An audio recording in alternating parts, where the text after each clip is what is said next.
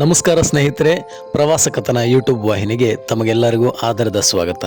ನಾವಿವತ್ತು ನೋಡಲಿಕ್ಕೆ ಬಂದಿರತಕ್ಕಂಥ ಈ ಐತಿಹಾಸಿಕ ಜಾಗ ಆಂಧ್ರ ಪ್ರದೇಶದ ಸತ್ಯಸಾಯಿ ಜಿಲ್ಲೆಯಲ್ಲಿ ಇರತಕ್ಕಂತಹ ಗುತ್ತಿಕೋಟೆ. ಕೋಟೆ ಹಾದಿಯ ಆರಂಭದಲ್ಲೇ ನಮಗೆ ಮೊದಲು ಕಾಣಿಸಿರ್ತಕ್ಕಂಥದ್ದು ಬ್ರಿಟಿಷ್ ಸಮಾಧಿಗಳು. ಈ ಸಮಾಧಿಗಳಲ್ಲಿ ಅತ್ಯಂತ ಪ್ರಮುಖವಾಗಿರ್ತಕ್ಕಂಥದ್ದು ಅವತ್ತಿನ ಬ್ರಿಟಿಷ್ ಜಿಲ್ಲಾಧಿಕಾರಿಯಾಗಿದ್ದಂತಹ ಸರ್ ಥಾಮಸ್ ಮನ್ರೋಗೆ ಸೇರಿದಂತಹ ಸಮಾಧಿ. ಸರ್ ಥಾಮಸ್ ಮನ್ರೋ ಪಾಳೆಗಾರರು ಹಾಗೂ ಜಮೀನ್ದಾರರಿಂದ ರೈತರಿಗಾಗ್ತಾ ಇದ್ದಂತಹ ಕಿರುಕುಳವನ್ನು ತಪ್ಪಿಸಿ ರೈತರೇ ಸರ್ಕಾರಕ್ಕೆ ನೇರವಾಗಿ ತೆರಿಗೆ ಪಾವತಿಸ್ತಕ್ಕಂತಹ ರೈತವಾರಿ ಪದ್ಧತಿಯನ್ನು ಮದ್ರಾಸ್ ಪ್ರಾಂತ್ಯದಲ್ಲಿ ಜಾರಿಗೆ ತಂದರು. ನಾವಿಲ್ಲಿ ಕಾಣ್ತಾ ಇರತಕ್ಕಂಥದ್ದು ಪರ್ಷಿಯನ್ ಇಸ್ಲಾಮಿಕ್ ಸಂತರೊಬ್ಬರ ಹೆಸರಿನಲ್ಲಿ ನಿರ್ಮಾಣಗೊಂಡಂತಹ ದರ್ಗಾ.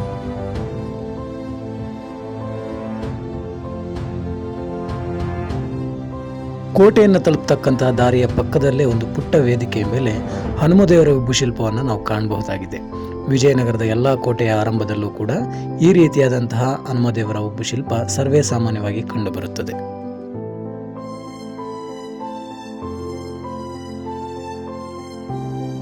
ಕೋಟೆಯನ್ನು ನಿರ್ದಿಷ್ಟವಾಗಿ ಯಾರು ಕಟ್ಟಿದ್ರು ಅನ್ನೋದರ ಬಗ್ಗೆ ಯಾವುದೇ ರೀತಿಯಾದಂತಹ ದಾಖಲೆಗಳು ಲಭ್ಯವಿಲ್ಲ.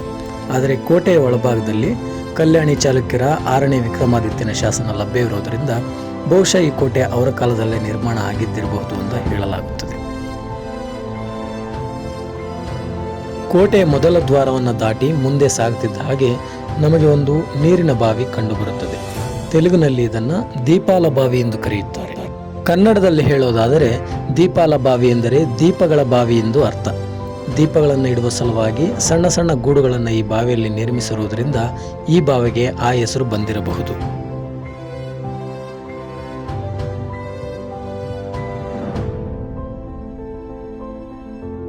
ಹದಿನೇಳನೇ ಶತಮಾನದಲ್ಲಿ ಹೆನ್ರಿ ಫ್ರೇಜರ್ ಅಂತಕ್ಕಂಥ ಬ್ರಿಟಿಷ್ ಕಲಾವಿದ ಈ ಕೋಟೆಯ ತೈಲವರ್ಣ ಚಿತ್ರವನ್ನು ಬಿಡಿಸಿದ್ದಾನೆ.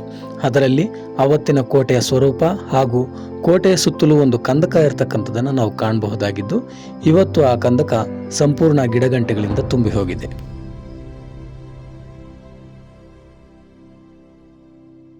ಅವತ್ತಿನ ಕಾಲಘಟ್ಟದಲ್ಲಿ ಮಧ್ಯ ಭಾರತ ಹಾಗೂ ದಕ್ಷಿಣ ಭಾರತಗಳನ್ನು ಬೆಸೆಯತಕ್ಕಂತಹ ಪ್ರಮುಖ ವಾಣಿಜ್ಯ ಮಾರ್ಗ ಈ ಗುತ್ತಿ ಪ್ರದೇಶದ ಮೂಲಕ ಹಾದು ಹೋಗುತ್ತಿತ್ತು. ಹಾಗಾಗಿ ಈ ಮಾರ್ಗದಲ್ಲಿ ಬರ್ತಕ್ಕಂತಹ ಈ ಗುತ್ತಿ ಕೋಟೆಯ ಮೇಲಿನ ಹಿಡಿತ ಅವತ್ತಿನ ರಾಜ ಪ್ರಮುಖರಿಗೆ ಪ್ರತಿಷ್ಠೆಯ ವಿಷಯವಾಗಿತ್ತು ಎನ್ನಬಹುದು.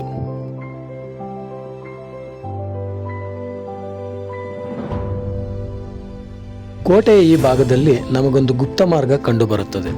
ತುರ್ತು ಸಂದರ್ಭಗಳಲ್ಲಿ ರಾಜ ಪ್ರಮುಖರು ಅಥವಾ ಸೈನಿಕರು ಕೋಟೆಯಿಂದ ಹೊರಗೆ ಹೋಗಲು ಈ ಮಾರ್ಗವನ್ನು ಬಳಸುತ್ತಿದ್ದರು.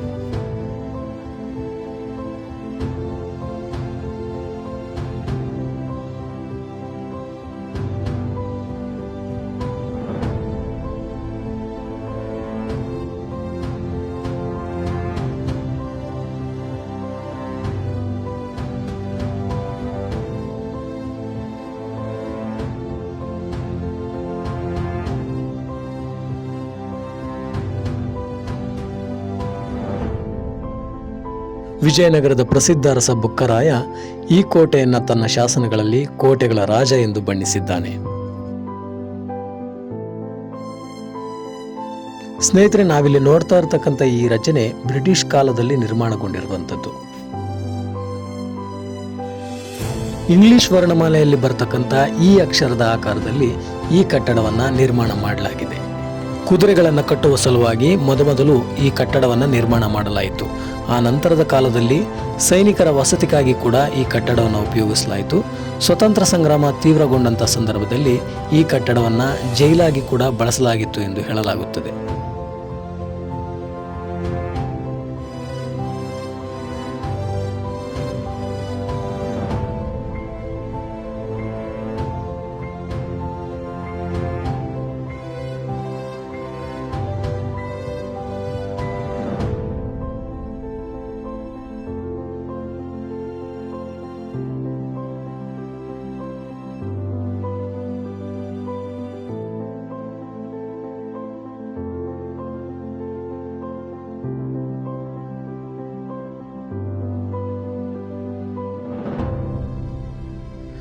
ಕಟ್ಟಡದ ವಿಶಾಲವಾದಂತಹ ಒಳಪ್ರಾಂಗಣ ಈ ರೀತಿಯಾಗಿ ಕಾಣುತ್ತದೆ.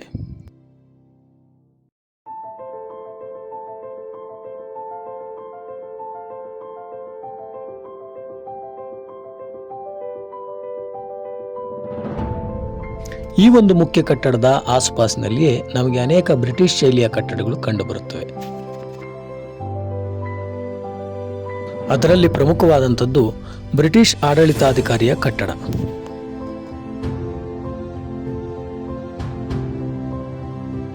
ಬ್ರಿಟಿಷರ ಆಡಳಿತಾವಧಿಯಲ್ಲಿ ಈ ಕೋಟೆಯ ಆಡಳಿತವನ್ನು ನೋಡಿಕೊಳ್ತಕ್ಕಂತಹ ಮುಖ್ಯ ಅಧಿಕಾರಿ ಈ ಒಂದು ಕಟ್ಟಡದಲ್ಲಿ ವಾಸವಿದ್ದರು ಎಂದು ಹೇಳಲಾಗುತ್ತದೆ.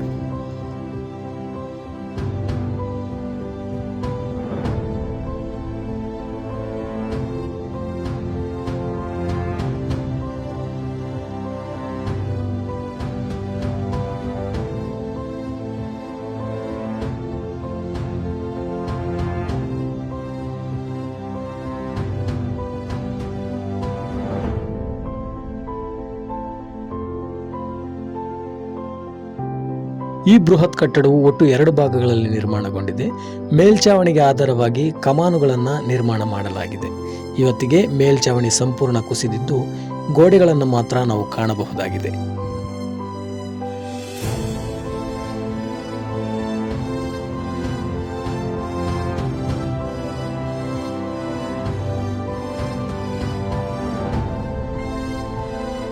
ಈ 2ನೇ ಸುತ್ತಿನ ಪ್ರಮುಖ ಸ್ಮಾರಕಗಳನ್ನು ನೋಡಿಕೊಂಡ ನಂತರ ನಾವು ಈ ಕಟ್ಟಡದ ಪಕ್ಕದಲ್ಲೇ ಇರತಕ್ಕಂಥ ದಾರಿಯನ್ನು ಅನುಸರಿಸಿದರೆ 3ನೇ ಸುತ್ತಿನ ಕೋಟೆಗೆ ತಲುಪಬಹುದು.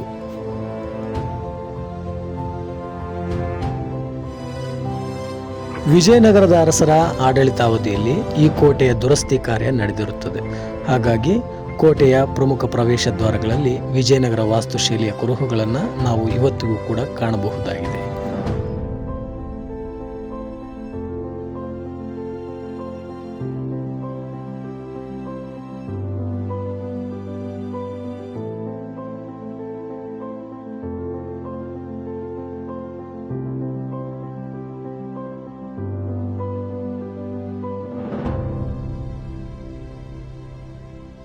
ನಾವಿಲ್ಲಿ ನೋಡ್ತಾ ಇರ್ತಕ್ಕಂಥ ಈ ಬುರ್ಜು ಇಂಡೋ ಇಸ್ಲಾಮಿಕ್ ವಾಸ್ತುಶೈಲಿಯಲ್ಲಿ ನಿರ್ಮಾಣಗೊಂಡಿದ್ದು ಫಿರಂಗಿಗಳನ್ನು ಇಡ್ತಕ್ಕಂಥ ಸಲುವಾಗಿ ನಿರ್ಮಿಸಲಾದಂತಹ ಬೃಹತ್ ಕಿಂಡಿಗಳನ್ನು ನಾವೀಗ ನೋಡ್ತಾ ಇದ್ದೇವೆ. ಇಲ್ಲಿ ಕಾಣ್ತಾ ಇರ್ತಕ್ಕಂಥ ಈ ಪುಟ್ಟ ಪುಟ್ಟ ಕಿಂಡಿಗಳು ಯುದ್ಧದ ಸಂದರ್ಭದಲ್ಲಿ ಶತ್ರು ಸೈನಿಕರ ಮೇಲೆ ಬಿಸಿ ಎಣ್ಣೆ ಅಥವಾ ಬಿಸಿ ನೀರನ್ನು ಸುರಿಯುವ ಸಲುವಾಗಿ ನಿರ್ಮಿಸಿದ್ದು.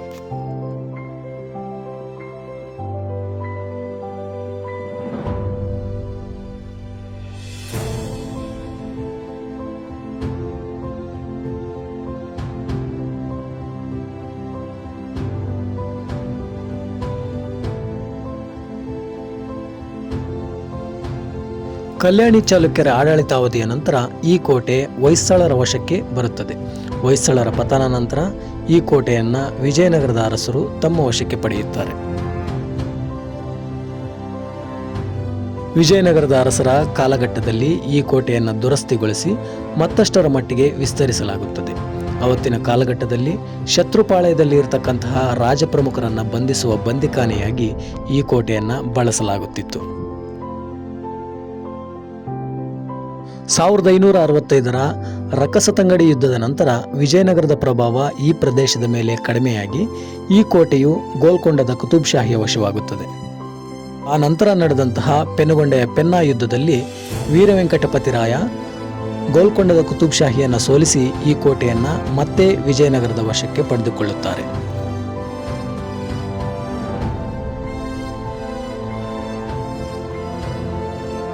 ವೀರವೆಂಕಟಪತಿರಾಯರ ಮರಣಾನಂತರ ಸಂಪೂರ್ಣ ವಿಜಯನಗರ ಪತನವಾದ್ದರಿಂದ ಈ ಕೋಟೆಯ ಆಡಳಿತ ವಿಜಾಪುರದ ಆದಿಲ್ ಶಾಹಿಗಳ ಕೈ ಸೇರುತ್ತದೆ.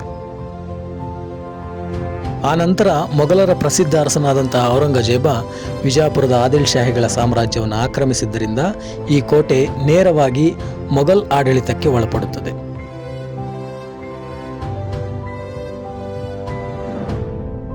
ಔರಂಗಜೇಬನ ಮರಣಾನಂತರ ಮೊಘಲರು ದಕ್ಕನಿನ ಮೇಲೆ ತಮ್ಮ ಹಿಡಿತವನ್ನು ಕಳೆದುಕೊಳ್ಳುತ್ತಾರೆ. ಆ ಕಾಲಘಟ್ಟದಲ್ಲಿಯೇ ಮರಾಠರ ಸೇನಾನಿಯಾದಂತಹ ಮುರಾರಿರಾವ್ ಗೋರ್ಪಡೆ ಈ ಕೋಟೆಯನ್ನು ತನ್ನ ವಶಕ್ಕೆ ಪಡೆದು ಇಲ್ಲಿ ತನ್ನ ಆಡಳಿತವನ್ನು ಆರಂಭಿಸುತ್ತಾನೆ. 1750ರಿಂದ ಮೊದಲುಗೊಂಡು 1775ರವರೆಗೆ ಸುದೀರ್ಘ 25 ವರ್ಷಗಳ ಕಾಲ ಈ ಸುತ್ತಮುತ್ತಲಿನ ಪ್ರದೇಶಗಳನ್ನು ಕುತ್ತಿಯನ್ನು ಕೇಂದ್ರವಾಗಿಟ್ಟುಕೊಂಡು ಮುರಾರಿರಾವ್ ಗೋರ್ಪಡೆ ತನ್ನ ಆಡಳಿತವನ್ನು ನಡೆಸುತ್ತಾನೆ.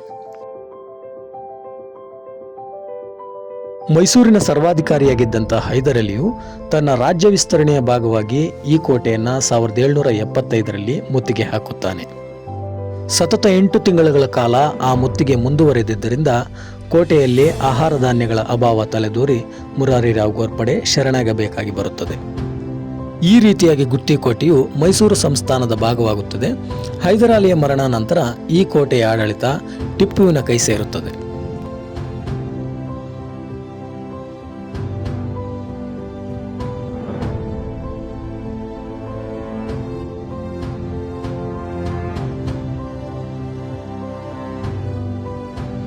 ಸ್ನೇಹಿತರೆ, ನಮಗಿಲ್ಲಿ ಕಾಣ್ತಾ ಇರ್ತಕ್ಕಂಥ ಈ ಮೆಟ್ಲುಗಳು ಕೋಟೆಯ ಮೇಲ್ಭಾಗಕ್ಕೆ ಹೋಗ್ತಕ್ಕಂಥ ದಾರಿ ಅಂತ ಅನಿಸಿದ್ರು ಕೂಡ ಎಷ್ಟೇ ಹುಡುಕಾಡಿದ್ರೂ ಬಾಗಿಲು ನಮಗೆ ಕಾಣೋದೇ ಇಲ್ಲ. ಇದರಿಂದ ರೊಚ್ಚಿಗೆದ್ದಂಥ ನನ್ನ ಸ್ನೇಹಿತ ಸೀನಾ ಕೋಟೆಯನ್ನೇ ಹತ್ತಿ ಬಿಡ್ತಕ್ಕಂಥ ಸಾಹಸವನ್ನು ಮಾಡಿದ.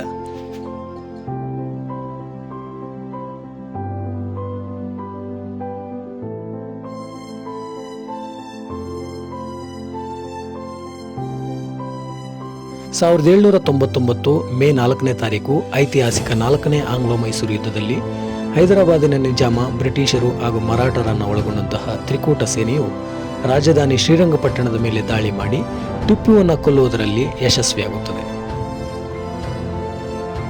ಈ ಮೂಲಕ ದಕ್ಷಿಣ ಭಾರತದಲ್ಲಿ ತಮ್ಮ ಸಾಮ್ರಾಜ್ಯ ವಿಸ್ತರಣಾ ನೀತಿಗೆ ಅಡ್ಡಿಯಾಗಿದ್ದಂತಹ ಪ್ರಬಲ ರಾಜಕೀಯ ಶಕ್ತಿಯನ್ನು ನಿವಾರಿಸಿಕೊಳ್ಳುವುದರಲ್ಲಿ ಬ್ರಿಟಿಷರು ಯಶಸ್ವಿಯಾಗುತ್ತಾರೆ. ಸಾಂಪ್ರದಾಯಿಕವಾಗಿ ಮೈಸೂರು ಸಾಮ್ರಾಜ್ಯದ ಭಾಗವಾಗಿದ್ದಂತಹ ಹಳೆ ಮೈಸೂರು ಭಾಗವನ್ನು ಮುಮ್ಮಡಿ ಕೃಷ್ಣರಾಜ ಒಡೆಯರ ಆಡಳಿತಕ್ಕೆ ವಹಿಸಿಕೊಟ್ಟಂತಹ ಬ್ರಿಟಿಷರು 4ನೇ ಆಂಗ್ಲೋ ಮೈಸೂರು ಯುದ್ಧದಲ್ಲಿ ಸೇನಾ ಸಹಕಾರವನ್ನು ಒದಗಿಸಿದ್ದರಿಂದ ಮರಾಠರು ಹಾಗೂ ಹೈದರಾಬಾದಿನ ನಿಜಾಮನಿಗೆ ಕೆಲವೊಂದಷ್ಟು ಪ್ರದೇಶಗಳನ್ನು ಹಂಚುತ್ತಾರೆ.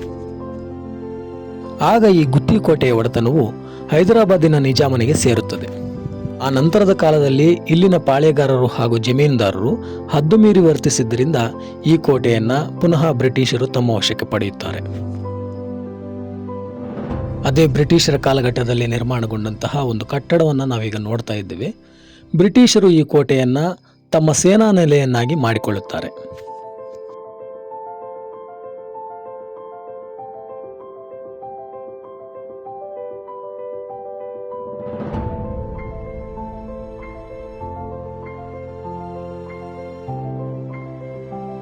ಇಷ್ಟು ದೊಡ್ಡ ಕೋಟೆಯಲ್ಲಿ ಒಂದು ದೇವಾಲಯ ಕೂಡ ಇಲ್ಲದೆ ಇರತಕ್ಕಂಥದ್ದು ತುಂಬ ಆಶ್ಚರ್ಯಕರ ಸಂಗತಿ. ಅದನ್ನು ಹುಡುಕ್ತಾ ಹೋದಂಥ ನಮಗೆ ಆ ದೇವಾಲಯದ ಅವಶೇಷಗಳನ್ನು ಮಾತ್ರ ನೋಡುವ ಅವಕಾಶ ಸಿಕ್ಕಿತು.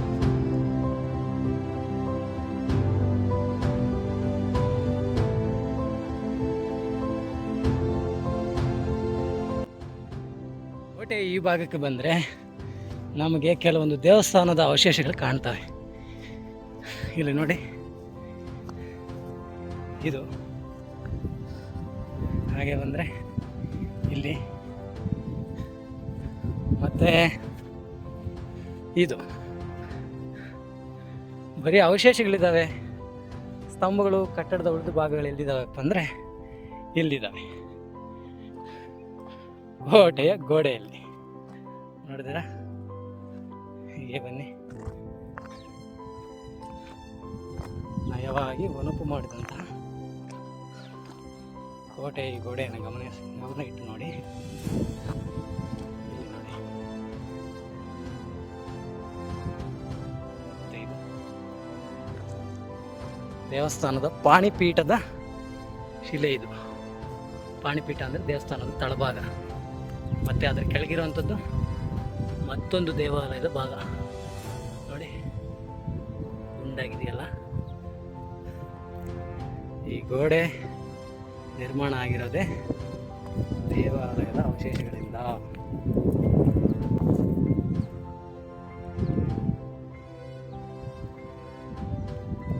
ಇಲ್ಲಿ ನೋಡಿ, ವಿಶೇಷವಾದ ಕಲ್ಲಿಂದ ನಿರ್ಮಾಣ ಆದಂಥ 2 ಸ್ತಂಭಗಳು.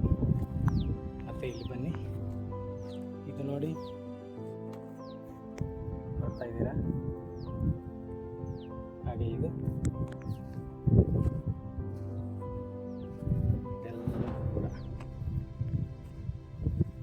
ಗೋಡೆ ಆಳತೆಯನ್ನು ನಿಮಗೆ ತೋರಿಸ್ತೀವಿ. ಹೀಗೆ ಕೋಟೆಯನ್ನು ನೋಡ್ತಾ ಇರಬೇಕಾದ್ರೆ ಕೆಲವೊಂದು ಸ್ತಂಭಗಳು ನಮಗೆ ವಿಚಿತ್ರವಾಗಿ ಕಂಡು, ಕೆಲವೊಂದು ಕೋಟೆಗೆ ಬಳಸಿದಂಥ ಕಲ್ಲುಗಳು ಏನಪ್ಪ ಅಂತ ನೋಡಿದ್ರೆ ಅವು ಕೋಟೆ ಕಲ್ಲುಗಳಲ್ಲ, ಬದಲಾಗಿ ದೇವಸ್ಥಾನದ ಕಲ್ಲುಗಳು. ಹೇಗೆ ಹೇಳ್ತೀವಿ ಗಿರೀಶ ದೇವಸ್ಥಾನದ ಕಲ್ಲುಗಳು ಅಂದರೆ, ಇಲ್ಲಿ ಬನ್ನಿ ತೋರಿಸ್ತೀನಿ. ಇದು ಮಾಮೂಲಿ ಕಲ್ಲು, ಕೋಟೆಗೆ ಬಳಸುವಂಥ ಕಲ್ಲು. ಮೇಲೆ ನೋಡಿ, ನೀಟಾಗಿ ಕೆತ್ತಿ ಕೂರಿಸಿರೋ ಕಲ್ಲುಗಳೆಲ್ಲ ದೇವಸ್ಥಾನದ ಕಲ್ಲುಗಳೇ. ಯಾವುದೋ ಪ್ರಮುಖವಾದಂಥ ದೇವಸ್ಥಾನ ಇದ್ದಿರ್ಬೋದು, ಅದನ್ನು ಕಿತ್ತು ಕೋಟೆ ಕಲ್ಲುಗಳಾಗಿ ಬಳಸಲಾಗಿದೆ. ಅಲ್ಲಿಗೂ ನಿಮಗೆ ನಂಬಿಕೆ ಬರಲಿಲ್ಲ ಅಂತಂದರೆ ಇದು ನೋಡಿ ದೇವಸ್ಥಾನದ ಭಾಗ. ಮತ್ತು ಹೀಗೆ ಬಂದರೆ ನಿಮಗಿದು ಬಜರಂಗ ಬಲಿಯ ಚಿತ್ರ, ಅಭಯ ಆಂಜನೇಯ ಸ್ವಾಮಿ. ಮಾಮೂಲಿಯಾಗಿ ನಾವು ಕೋಟೆಯಲ್ಲಿ ನೋಡ್ತೀವಲ್ಲ, ಪ್ರತಿಯೊಂದು ಕೋಟೆಯಲ್ಲಿ ನೋಡಿ ಅದರ ಉಬ್ಬು ಶಿಲ್ಪ. ಮತ್ತು ಇದು ನೋಡಿ ಕಾಳಿಂಗ ಮರ್ದನ ಮಾಡ್ತಾ ಇರ್ತಕ್ಕಂಥ ಬಾಲಕೃಷ್ಣನ ಶಿಲ್ಪ ಕಾಣ್ತಾ ಇದೆಯಲ್ಲ. ಈಗ ನಮಗೆ ಬಂತ ಇದು ದೇವಸ್ಥಾನದ ಕಲ್ಲುಗಳೇ ಅಂತ. ಹೀಗೆ ಬನ್ನಿ ನೋಡಿ ಹೇಗೆಲ್ಲ ನೋಡಿ ಆ ನೀಟಾಗಿರ್ತಕ್ಕಂಥ ಕಲ್ಲುಗಳು, ಅತ್ಯಂತ ಅಳತೆಯಿಂದ ಕಟ್ಟಿರ್ತಕ್ಕಂಥ ಕಲ್ಲುಗಳೆಲ್ಲವೂ ಕೂಡ ದೇವಾಲಯದ ಕಲ್ಲುಗಳೇ. ಇಲ್ಲಿ ನೋಡಿ, ಇಲ್ಲಿ ನೋಡಿ, ಇದು ನೋಡಿ ದೇವಾಲಯದ ಪಾಣಿಪೀಠದ್ದು. ಮತ್ತು ಇಲ್ಲಿ ನೋಡಿ ಈ ಥರ ಚರಿತ್ರೆಯಲ್ಲಿ ಯಾವುದು ಕೂಡ ಸತ್ಯ ಅಲ್ಲ. ಈ ದೇವಾಲಯವನ್ನ ಯಾರು ಯಾವಾಗ ಯಾಕಾಗಿ ಕೆಡುವುದರು ಎನ್ನುವುದರ ಬಗ್ಗೆ ಸ್ಪಷ್ಟವಾದಂತಹ ಆಧಾರಗಳು ಇಲ್ಲ. ಆದರೆ ದೇವಾಲಯ ಕೆಡಿರುವುದು ಸತ್ಯ, ದೇವಾಲಯದ ಕಲ್ಲುಗಳಿಂದ ಕೋಟೆಯ ನಿರ್ಮಾಣ ನಡೆದಿರುವುದು ಸತ್ಯ.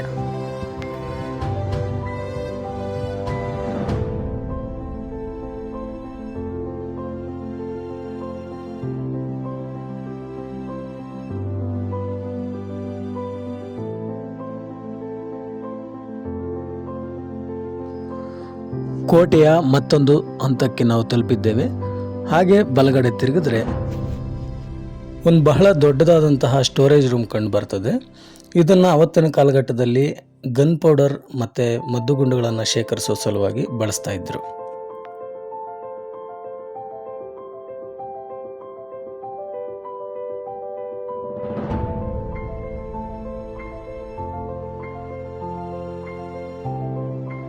ಈ ಉಗ್ರಾಣದ ಮೇಲ್ಛಾವಣಿಯ ಮೇಲೆ ಅವತ್ತಿನ ಕಾಲಘಟ್ಟದಲ್ಲಿ ಬಿಡಿಸಲಾದಂತಹ ವರ್ಣಚಿತ್ರಗಳನ್ನು ಇವತ್ತಿಗೂ ಕೂಡ ನಾವು ಕಾಣಬಹುದಾಗಿದೆ.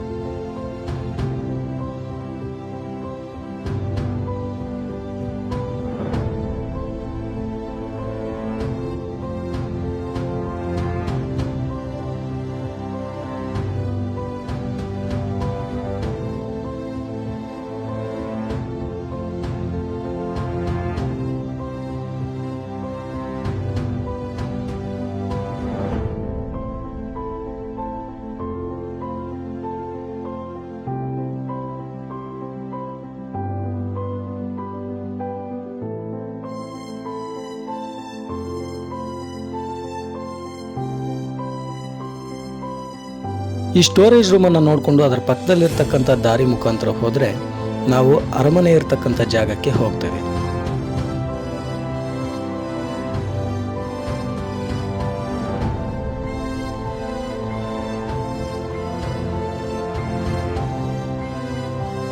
ಸ್ನೇಹಿತರೆ, ನಾವೀಗ ನೋಡ್ತಾ ಇರ್ತಕ್ಕಂಥ ಈ ಜಾಗವೇ ಅರಮನೆ ಇದ್ದಂಥ ಜಾಗ. ಇವತ್ತು ಅರಮನೆ ಸಂಪೂರ್ಣ ನಾಶವಾಗಿದ್ದು ಅದರ ಅವಶೇಷಗಳನ್ನು ಮಾತ್ರ ನಾವು ಕಾಣಬಹುದಾಗಿದೆ.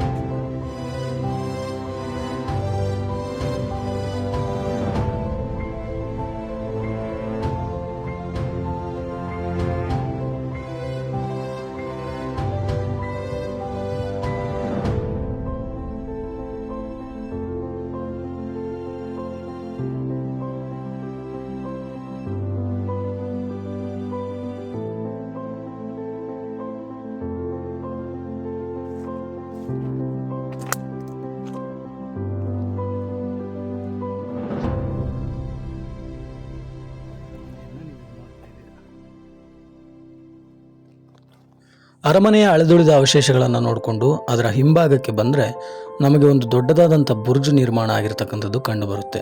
ಅರಮನೆಯ ರಕ್ಷಣೆಯ ದೃಷ್ಟಿಯಿಂದ ಇಲ್ಲಿಂದ ಶತ್ರುಗಳ ಮೇಲೆ ನಿಗಾ ಇಡೋದಕ್ಕಾಗಿ ಈ ಬುರ್ಜನ್ನು ಬಳಸುತ್ತಿದ್ದರು. ಹಾಗೆ ಅರಮನೆ ಪ್ರದೇಶದ ಹತ್ತಿರದಲ್ಲೇ ಮತ್ತೊಂದು ಬೃಹತ್ತಾದಂಥ ಉಗ್ರಾಣ ನಮಗೆ ಕಂಡುಬರುತ್ತೆ. ಇದನ್ನು ಅವತ್ತಿನ ಕಾಲಘಟ್ಟದಲ್ಲಿ ಆಹಾರ ಧಾನ್ಯಗಳ ಶೇಖರಣೆಗಾಗಿ ಬಳಸ್ತಾ ಇದ್ದಿರಬಹುದು.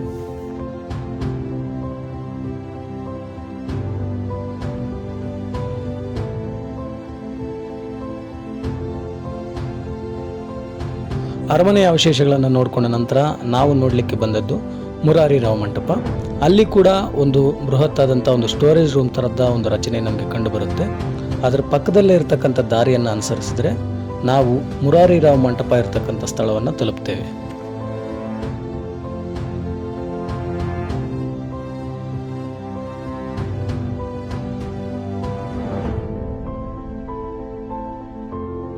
ಸುಮಾರು 25 ವರ್ಷಗಳ ಕಾಲ ಈ ಕೋಟೆಯ ಮೇಲೆ ತನ್ನ ಹಿಡಿತವನ್ನು ಹೊಂದಿದ್ದಂತಹ ಮರಾಠ ಸೇನಾನಿ ಮುರಾರಿ ರಾವ್ ಗೋರ್ಪಡೆ ತನ್ನ ಸೇನಾ ಸಭೆಗಳ ಆಯೋಜನೆಗಾಗಿ ಈ ಬೃಹತ್ತಾದಂಥ ಬುರ್ಜನ್ನು ನಿರ್ಮಿಸಿದ ಎಂದು ಹೇಳಲಾಗುತ್ತದೆ.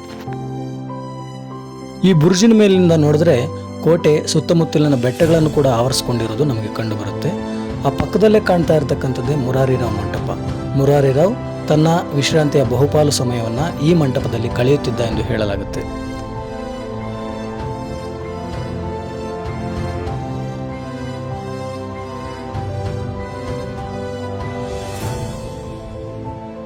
ಮುರಾರಿ ರಾವ್ ಮಂಟಪದ ಮೇಲಿಂದ ಇಡೀ ಕೋಟೆಯ ಸ್ಪಷ್ಟ ಚಿತ್ರಣವನ್ನು ನಾವು ಕಾಣಬಹುದಾಗಿದೆ. ಶತ್ರುಗಳ ಮೇಲೆ ನಿಗಾ ಇಡಲು ಮತ್ತು ವಿಶ್ರಾಂತಿಯ ಸಲುವಾಗಿ ಈ ಮುರಾರಿ ರಾವ್ ಮಂಟಪ ಹೇಳಿ ಮಾಡಿಸಿದಂಥ ಜಾಗ ಎನ್ನಬಹುದು.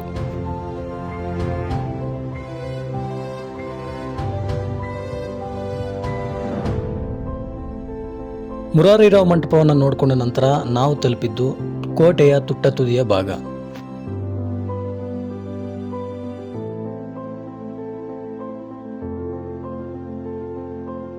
ಕೋಟೆಯ ತುಟ್ಟ ತುದಿಯಲ್ಲಿ ಕಂಡುಬರ್ತಕ್ಕಂತಹ ಈ ವೃತ್ತಾಕಾರದ ಬುರ್ಜಿನ ಮೇಲೆ ಅವತ್ತಿನ ಕಾಲಘಟ್ಟದಲ್ಲಿ ಈ ಕೋಟೆಯ ಮೇಲೆ ಯಾರು ಹಿಡಿತವನ್ನು ಹೊಂದಿರುತ್ತಾರೋ ಅವರ ಧ್ವಜವನ್ನು ಹಾರಿಸಲಾಗ್ತಾ ಇತ್ತು.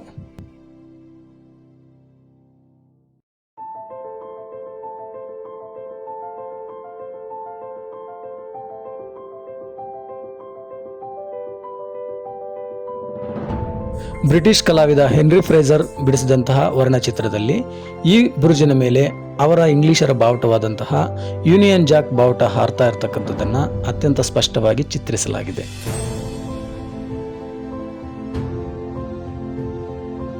ಈ ಬುರ್ಜಿನ ಮೇಲಿಂದ ನಿಂತು ನೋಡಿದಾಗ ನಮಗೆ ಇನ್ನೂ ಒಂದಷ್ಟು ಕೋಟೆಯ ಭಾಗಗಳನ್ನು ನೋಡ್ತಕ್ಕಂಥದ್ದು ಬಾಕಿ ಇದೆ ಅಂತ ಅರ್ಥವಾಯಿತು.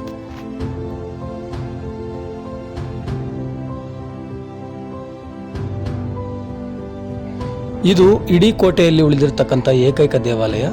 ಬಹುಶಃ ನಿಧಿಗಳ್ಳರ ಆಸೆಗೆ ಬಲಿಯಾಗಿ ಇವತ್ತು ಶಿಥಿಲಾವಸ್ಥೆಯನ್ನು ತಲುಪಿದೆ.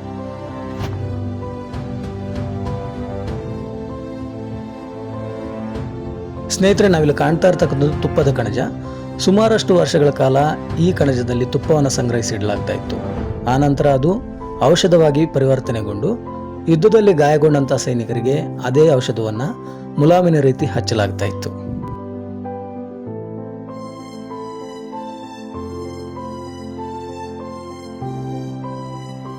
ಸ್ನೇಹಿತರೆ, ನಾವಿಲ್ಲಿ ನೋಡ್ತಾ ಇರತಕ್ಕಂಥದ್ದು ಬ್ರಿಟಿಷರ ಕಾಲದಲ್ಲಿ ನಿರ್ಮಾಣಗೊಂಡಂತಹ ಜೈಲಾಗಿದೆ. ನಡುಮಧ್ಯಾಹ್ನದ ಬಿರುಬೇಸಿಗೆಯಲ್ಲೂ ಕೂಡ ಈ ಜೈಲಿನಲ್ಲಿ ಕತ್ತಲೆ ಆವರಿಸಿರ್ತಕ್ಕಂಥದ್ದನ್ನು ನಾವು ಕಾಣಬಹುದು.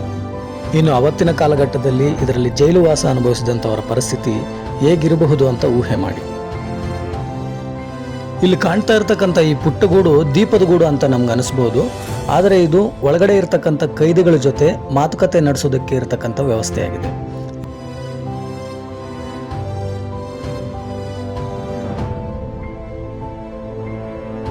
ಸಾಮಾನ್ಯವಾಗಿ ತುಂಬ ಅಪಾಯಕಾರಿ ಅನಿಸ್ತಕ್ಕಂಥ ವ್ಯಕ್ತಿಗಳನ್ನು ಮಾತ್ರ ಈ ರೀತಿಯಾದಂತಹ ಕಗ್ಗತ್ತಲ ಕಾರಾಗೃಹಗಳಲ್ಲಿ ಬಂಧಿಸಿ ಇಡಲಾಗುತ್ತಿತ್ತು.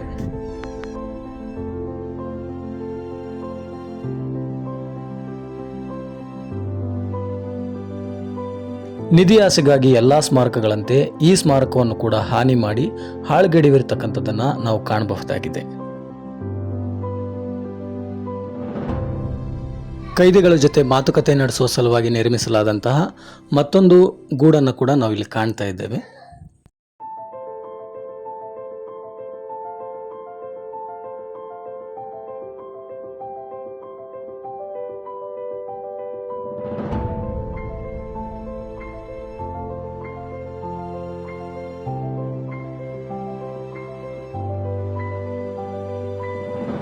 ಕಗ್ಗತ್ತಲ ಕಾರಾಗೃಹವನ್ನು ನೋಡ್ಕೊಂಡ ನಂತರ ನಾವು ಬಂದದ್ದು ಬೃಹತ್ ಆದಂಥ ಮತ್ತೊಂದು ಸ್ಟೋರೇಜ್ ರೂಮನ್ನು ನೋಡಲಿಕ್ಕೆ.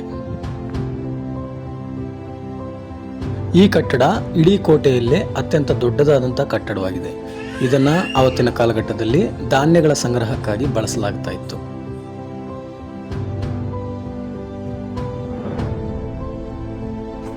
ಇಲ್ಲಿ ಕೇವಲ ನಿಧಿಗಳಷ್ಟೇ ಅಲ್ಲ, ಪ್ರಕೃತಿ ಕೂಡ ಈ ಕೋಟೆಯನ್ನ ವಶಕ್ಕೆ ತೆಗೆದುಕೊಳ್ತಾ ಇದೆ. ಅದಕ್ಕೆ ಸಾಕ್ಷಿ ಇಲ್ಲಿದೆ.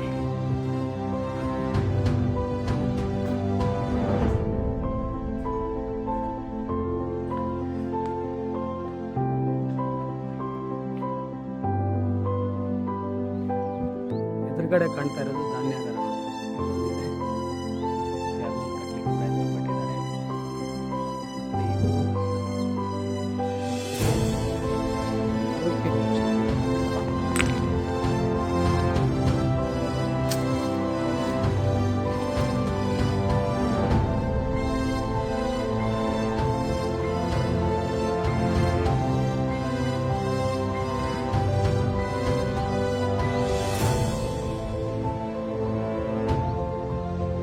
ಹದಿನೇಳನೇ ಶತಮಾನದ ಮಧ್ಯಭಾಗದ ಹೊತ್ತಿಗೆ ಇಡೀ ಭಾರತ ಬ್ರಿಟಿಷರ ವಶವಾಗಿ ಆಡಳಿತದ ಸ್ವರೂಪ ಬದಲಾಗಿದ್ದರಿಂದ ಕೋಟೆಗಳು ತಮ್ಮ ಪ್ರಾಮುಖ್ಯತೆಯನ್ನು ಕಳೆದುಕೊಳ್ಳುತ್ತವೆ.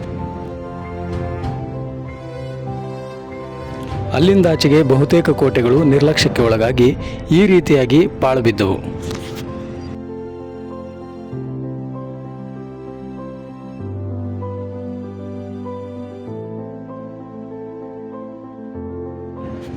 ಇದಾಗಿತ್ತು ಸ್ನೇಹಿತರೆ ಇವತ್ತಿನ ಪ್ರವಾಸ ಕಥನ. ನನ್ನ ಈ ಪುಟ್ಟ ಪ್ರಯತ್ನ ನಿಮಗೆ ಇಷ್ಟವಾಗಿದೆ ಅಂತ ಭಾವಿಸಿದ್ದೀನಿ. ಮುಂದೆ ಮತ್ತೊಂದು ವಿಶೇಷದೊಂದಿಗೆ ಮತ್ತೆ ಭೇಟಿಯಾಗ್ತೀನಿ. ಅಲ್ಲಿವರೆಗೂ ನಮಸ್ಕಾರ, ಶುಭ ದಿನ.